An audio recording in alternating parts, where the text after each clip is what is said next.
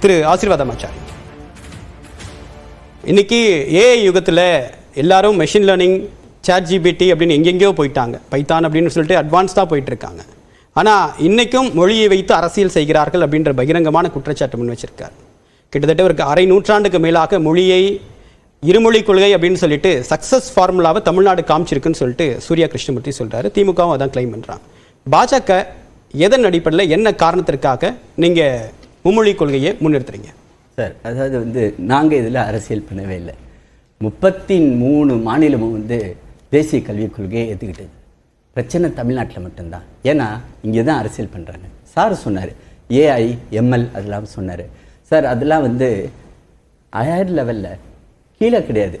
எந்த ஒரு ஸ்கூல்லையும் கால்குலேட்டரை போட்டு நீங்கள் பரீட்சை எழுத முடியாது.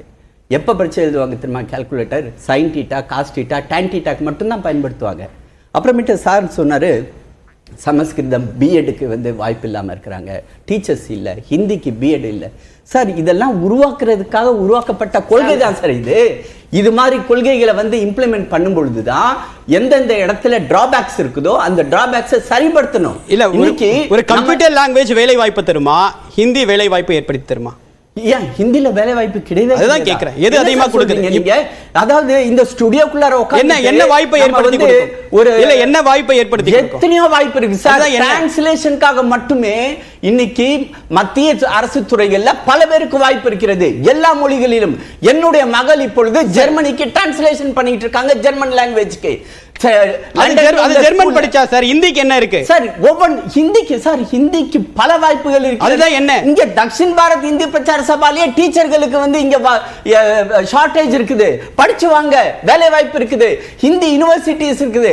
அங்க நான் ஒரே ஒரு கேள்வி கேட்கிறேன் சார். தமிழ்நாட்டுல ஒரே ஒரு தமிழ் யூனிவர்சிட்டி இருக்கு சார், தஞ்சாவூர்ல. தமிழ்னு பேசுறாங்களே, இவங்க எத்தனை தமிழ் யூனிவர்சிட்டியை உருவாக்கி இருக்கு? சரி, ஓகே. எம்ஜிஆர் உருவாக்குனது. பள்ளிக்கூடத்துல சின்ன பிள்ளையா திருச்சியில இருக்கும் பொழுது எம்ஜிஆர் அந்த ப்ரோக்ராம்ல நானும் போய் கலந்துகிட்டேன். பள்ளிக்கூடத்துல இருந்து அனுப்பி வச்சாங்க. இத்தனை வருஷம் திராவிட மாடல் சொல்றாங்களே, இந்த வர ஒரு மாவட்டத்துக்கு ஒரு தமிழ் யூனிவர்சிட்டி இவங்களால. சரி, இதுக்கான பதிலை கேட்கலாம். சுருக்கமா சொல்லுங்க, நேரம் குறைவா.